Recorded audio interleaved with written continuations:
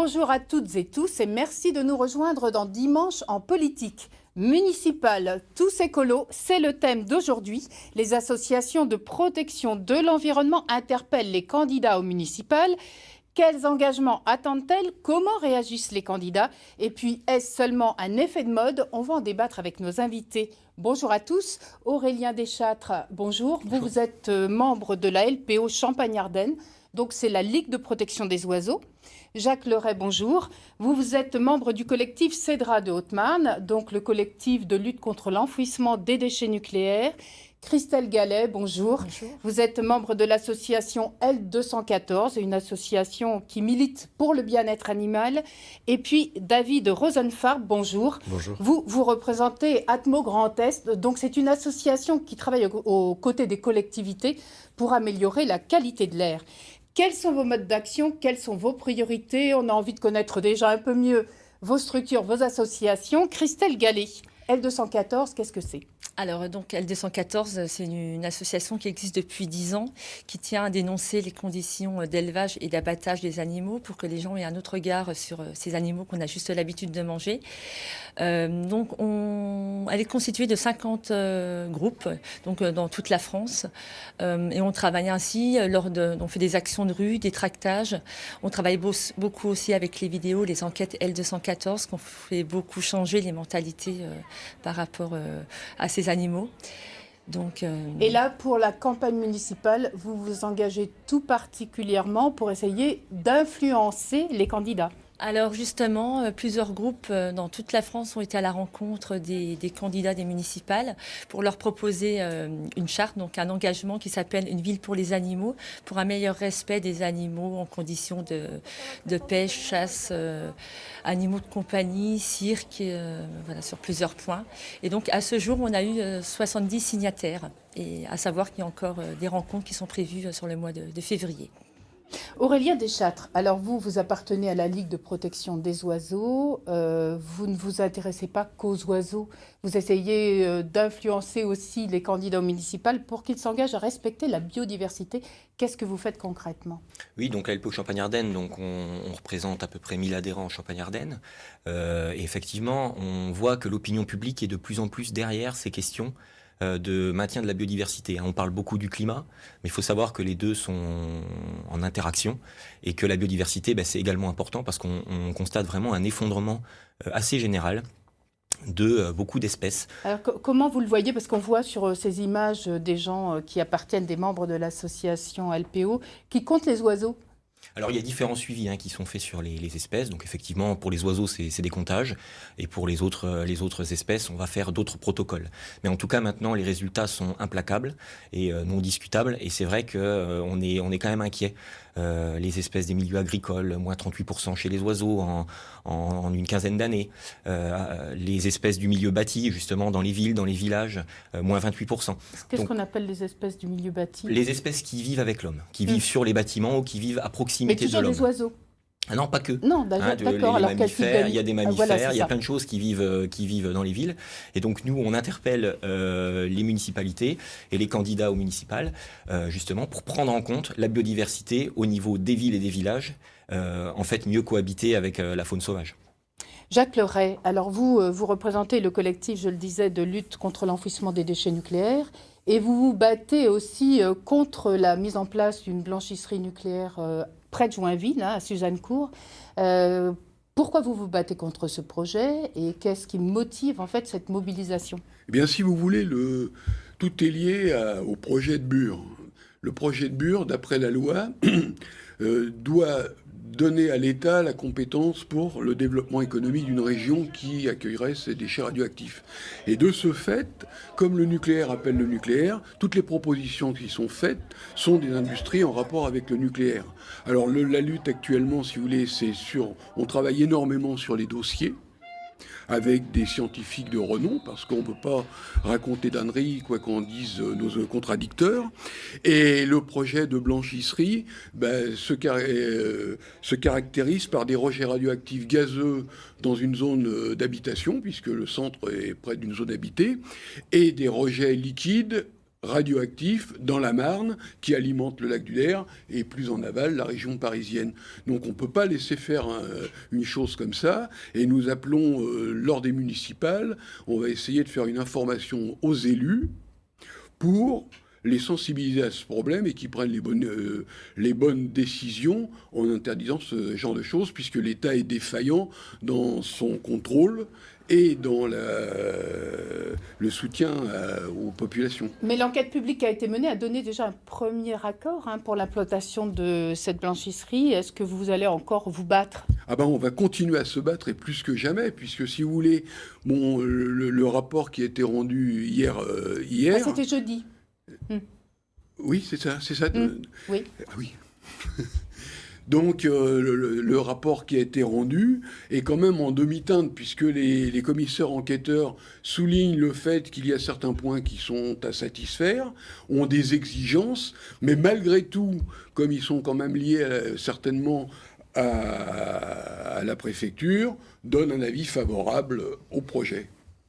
David Rosenfarb, alors vous travaillez, je le disais, aux côtés des collectivités. Comment on travaille sur la qualité de l'air ? On sait que c'est un souci peut-être moins en milieu rural que dans les villes. À Reims, par exemple, c'est un souci, la qualité de l'air. On s'en inquiète tous les ans. C'est une question, en tout cas, évidemment. Atmo Grand Est est aux côtés des collectivités, mais aussi de l'ensemble des citoyens, puisque la loi précise bien que chaque citoyen sur le territoire français a l'accès à l'information sur l'air qu'il respire. Et dans ce cadre-là, effectivement, Atmo Grand Est mène des campagnes de mesures et mesure en permanence la qualité de l'air. Alors, est-ce que les élus politiques vous demandent d'intervenir pour essayer de transformer des installations ? Est-ce que ça, c'est de votre ressort ou en tout cas de faire des propositions de transformation d'installations ? Alors, la transformation en elle-même, non. En revanche, de les accompagner sur modéliser, envisager, mesurer ou anticiper, scénariser les choses, oui, absolument. Et on le fait pour l'ensemble des collectivités qui en ont besoin. Alors, concrètement, quand on vous dit que l'air d'une ville est trop pollué, qu'est-ce que vous pouvez proposer ? Alors déjà... Par exemple, je reprends le cas de Reims, parce que c'est la plus grande ville de Champagne-Ardenne. Là, on dit que l'air y est pollué. Qu'est-ce que vous proposez pour que ça aille mieux ? Alors déjà, dans la démarche, c'est d'expertiser d'où proviennent les sources de pollution. Effectivement, sur le territoire de l'agglomération de Reims, on a identifié qu'il y avait la circulation automobile et également la problématique de la pollution liée au chauffage du particulier. Donc c'est d'accompagner les politiques pour avoir un développement le plus rationnel et puis aussi d'améliorer la situation. Il y a un parc automobile qui existe, il faut faire avec et il faut aussi se projeter dans l'avenir pour voir quelles sont les solutions innovantes qui pourraient permettre une circulation moins émettrice. Alors ce que vous dites, en fait, c'est que vous allez essayer d'aider les politiques à définir un schéma de transformation pour les années qui viennent. Entre autres choses, effectivement, on est dans l'immédiateté. On est là pour informer la population lorsqu'il y a des dépassements des seuils réglementaires de pollution, déclencher ces fameuses alertes à la pollution atmosphérique. C'est également dans l'immédiateté avoir une expertise aux côtés des élus lorsqu'ils doivent redéfinir des plans de déplacement, des plans d'aménagement urbain. Et dans l'avenir, c'est d'accompagner le développement d'innovation à la fois urbaine et à la fois de mobilité, d'agriculture ou autre. Alors, vous qui représentez des associations de défense de l'environnement, où est l'urgence ? Est-ce que lorsque vous voyez le ministre de l'Agriculture, par exemple, qui propose des mesures pour améliorer le bien-être animal, lorsque vous voyez la loi anti-gaspillage, est-ce qu'on va dans le bon sens ou est-ce qu'il y a d'autres urgences ? Christelle Gallet. Alors déjà, ça reste minime par rapport à tout ce qu'il y aurait à faire. Pour reprendre les dernières mesures, ils ont parlé de l'interdiction de la castration à vif chez les porcelets, du broyage des poussins mâles. Donc ça concerne l'industrie des poules pondeuses. Ils ne parlent pas des poussins femelles canards qui continueront, elles, à être broyées dans l'industrie du foie gras, par exemple. Donc ça reste des mesures semi-concrètes. Oui, on a l'impression que c'est un petit peu pour endormir les gens. Aujourd'hui, la question animale est incontournable, donc on fait des choses, mais ça ne reste pas en totalité. Voilà, c'est qu'une petite partie de tout ce qu'il faudrait faire. Est-ce que d'autres réactions par rapport à ces mesures qui ont été annoncées, est-ce que ça va dans le bon sens, Jacques Leray, ou pas ? Si vous voulez, sur le problème du nucléaire, ça va pas tout à fait dans le bon sens, puisqu'on s'aperçoit qu'en France, les centrales sont vétustes, il va y avoir énormément de travaux autour de tout ça, et ça développe malheureusement dans nos régions une industrie qui tourne autour du nucléaire. Saint-Dizier, une entreprise s'est montée qui se substitue à l'entreprise qui était au Tricastin. On veut implanter cette laverie, centre de décontamination à Suzannecourt, comme on en parlait tout à l'heure. Et puis, malgré tout, avec des rejets atmosphériques, des rejets liquides dans l'environnement. Et l'environnement est précieux, comme on le disait tout à l'heure, bon, pour les oiseaux, pour les humains, et il est inconcevable et complètement regrettable que l'État n'assume pas cette tâche de protection des populations et de l'environnement. Mais que devrait-il faire et a fortiori, des candidats au municipal, que peuvent-ils faire? Alors, je sais que c'est un enjeu pour les municipales, autour de Joinville, justement, cette blanchisserie nucléaire. Il y a les pour, il y a les contre. Est-ce qu'on peut faire sans? Et d'une part, on peut faire sans, mais d'autre part, si vous voulez, le problème, c'est que ces projets ne sont jamais évoqués. Depuis plusieurs années, les gens travaillent autour de cette laverie. C'est quand même un reflet de ce qui se passe dans ce monde-là. Et à aucun moment, les élus n'ont pris position dans les bulletins municipaux, dans les bulletins de la communauté de communes. Jamais on évoque ces problèmes-là. Alors la Haute-Marne a sa devise qui est magnifique, la Haute-Marne respire, inspire. On est complètement d'accord avec ça, mais on voudrait qu'elle puisse inspirer jusqu'au bout. Et mon collègue peut peut-être donner des conseils à nos élus. Peut-être. Des conseils sur le traitement des déchets radioactifs, je ne me permettrai pas d'en donner. Nous, l'expertise, c'est la mesure de la radioactivité, si elle est présente ou non dans l'air. Effectivement, la difficulté qu'il y a aujourd'hui dans les politiques, c'est les différents niveaux d'action. Là, on s'adresse aux candidats au municipal, qui vont devenir des élus d'intercommunalité, qui vont être accompagnés de conseillers départementaux, qui eux-mêmes sont accompagnés par les conseillers régionaux, et ainsi de suite. Et effectivement, il faut réussir à jouer sur toutes ces strates jusqu'à l'échelle du citoyen, puisque finalement, certes, il y a les élus, mais il y a comment les élus accompagnent les citoyens. Donc, il faut aussi accompagner le citoyen sur cette perception de l'avenir. Alors, quel est l'état de l'air en Haute-Marne ? La qualité de l'air? La qualité de l'air est plutôt bonne. Il y a évidemment toujours des phénomènes de pollution liés à l'activité humaine en particulier. Alors elle va être différente en fonction, comme vous le disiez tout à l'heure, soit on se trouve dans une agglomération, soit on se trouve en secteur rural. Quoi qu'il en soit, aujourd'hui, personne sur le Grand Est n'est dans un air qui ne contient pas de substances polluantes. Donc ça signifie qu'il faut agir. Personne n'est dans un air qui ne contient pas. Donc tout le monde respire de l'air pollué, si on le dit d'une autre façon. Donc c'est pas très encourageant. C'est pas très encourageant. Aujourd'hui, on a une statistique qui est nationale, qui est de 48 000 décès prématurés par an, lié à la pollution particules PM 2,5 micromètres de diamètre. Ça signifie qu'effectivement, il y a un impact. C'est la deuxième cause de mortalité en France après le tabac. Alors, est-ce que des candidats au municipal pourraient avoir une action qui pourrait permettre de changer cet état de fait ? Qu'est-ce qu'ils pourraient faire ? Absolument. Alors, c'est plein de niveaux. C'est sur toutes les compétences qui vont les amener à la responsabilité. Ça va de la gestion de l'air intérieur, des bâtiments qui accueillent du public. Ça va être de l'aménagement urbain.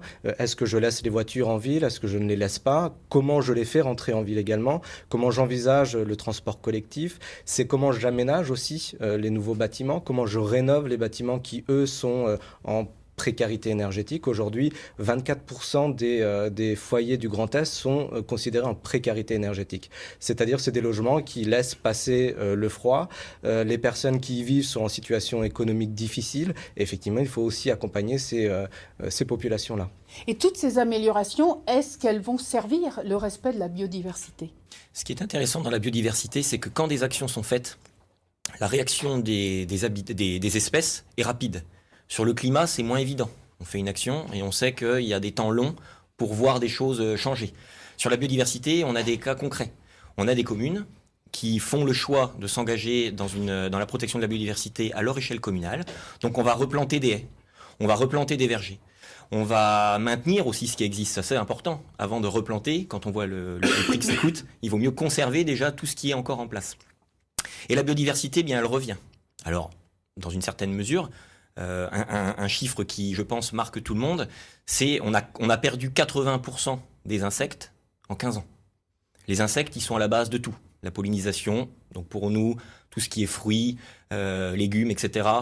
On parle souvent de l'abeille domestique, mais l'abeille domestique, c'est un tout petit bout. Il y a des centaines d'espèces d'abeilles sauvages et d'insectes pollinisateurs.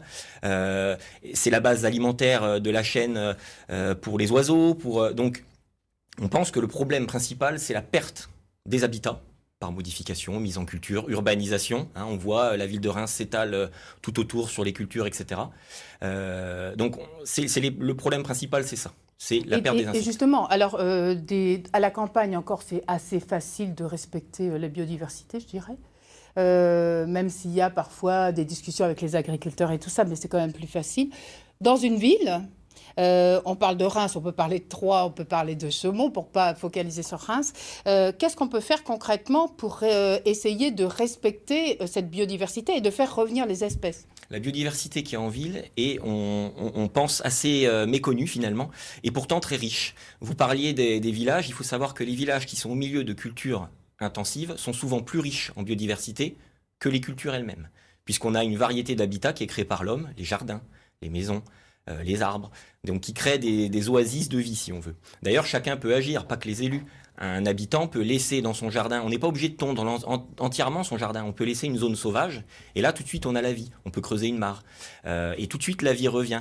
Donc dans les villes, c'est pareil, il y a des villes qui s'engagent sur des choses concrètes, c'est dans les squares publics, les parcs urbains, c'est justement de la fauche raisonnée.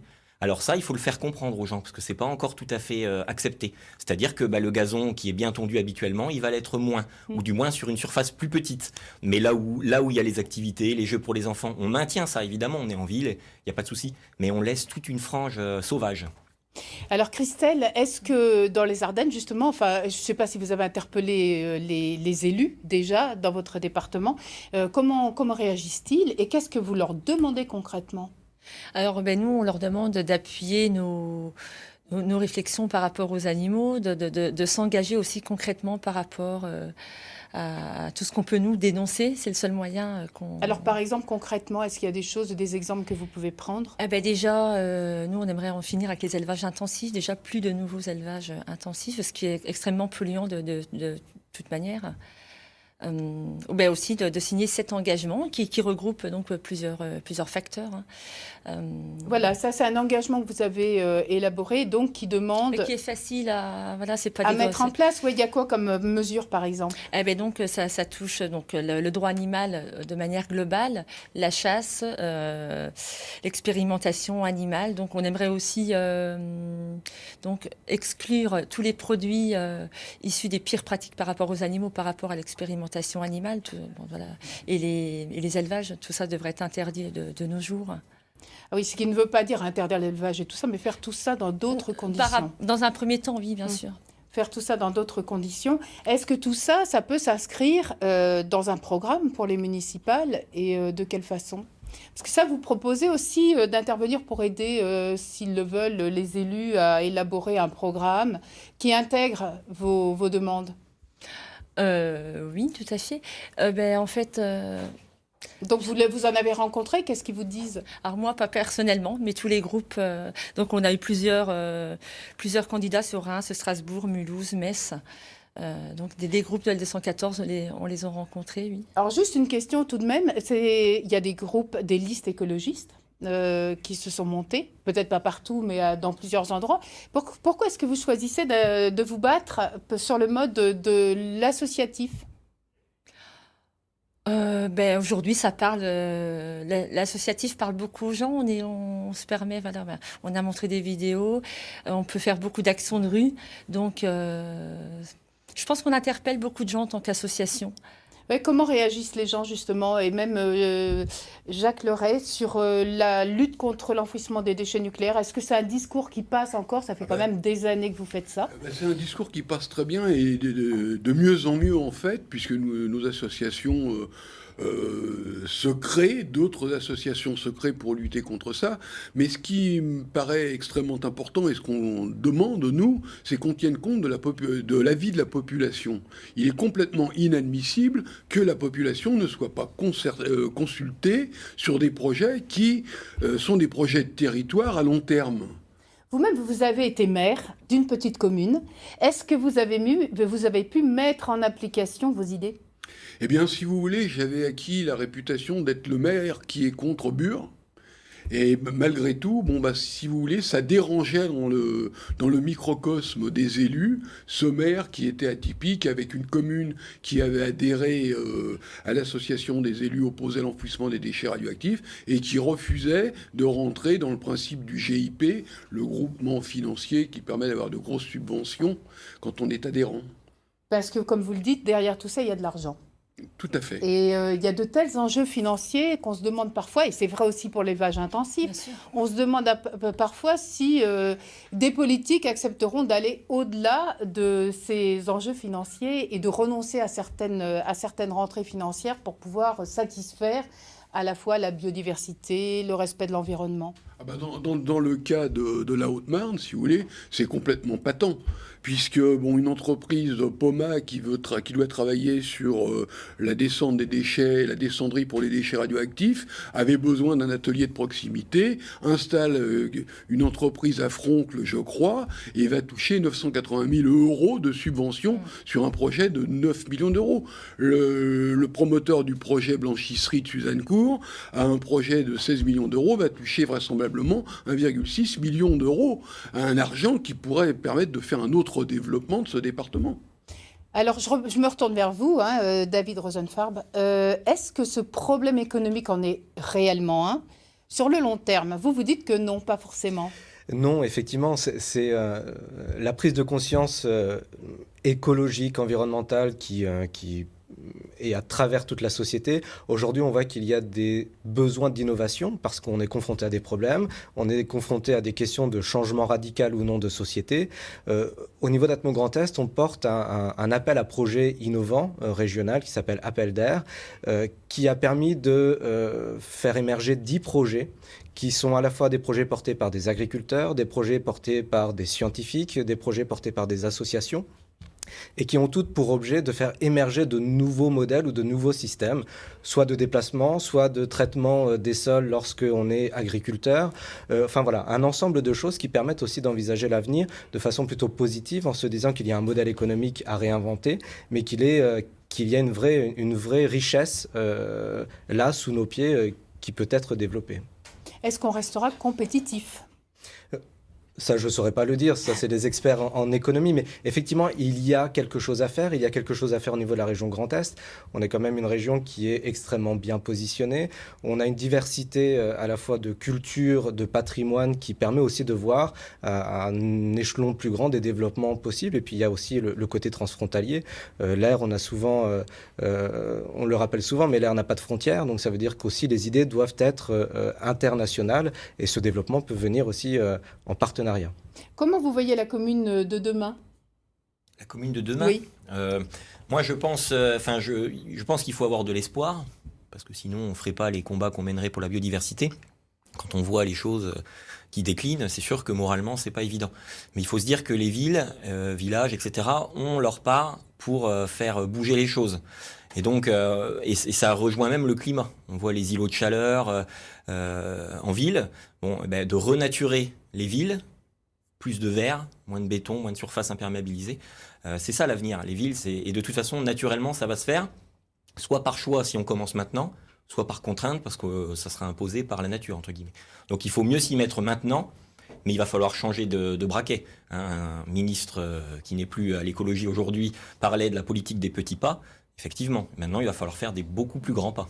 Parce que des plantes, des pots de fleurs, je dirais, des murs végétalisés, est-ce que c'est suffisant ? Est-ce qu'il faut aller plus loin ? Tout est bon à prendre, on commence comme ça, on va plus loin. Il faut savoir que même dans un parc urbain qui a été tondu régulièrement, lorsqu'on va le laisser pousser, on va avoir des orchidées qui vont réapparaître. Parce que les orchidées sont des plantes à bulbes, et le bulbe, il est toujours là.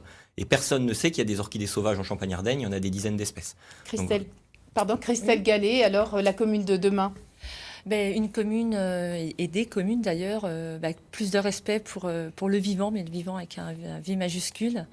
Il ne faut pas oublier que la nature, les animaux, ça nous englobe aussi. Donc, en ne les respectant pas, un jour, on va se prendre un retour de boomerang, quoi. On est tous liés, on ne fait qu'un. Et donc, voilà, plus de réflexion par rapport au respect de la vie en général. Jacques Leray. Eh bien, si vous voulez, vivant dans un village rural de 100 habitants, je suis quand même un peu inquiet du développement de mon village. Du fait déjà de son incorporation dans une communauté, d'une intercommunalité qui est quand même énorme et loin des besoins réels. Donc je pense qu'il y a une grosse réflexion à mener sur la qualité de l'habitat et puis un projet à se donner pour continuer à pouvoir accéder aux pôles marchands, par exemple, ou pouvoir se déplacer autrement qu'en voiture. Et là, il y a un gros effort à faire pour la mobilité. Sur les transports, oui, notamment. Merci à tous d'avoir participé à cette émission. Je vous rappelle que vous pouvez la retrouver sur notre site internet en replay. Bon dimanche à tous et à très bientôt sur France 3.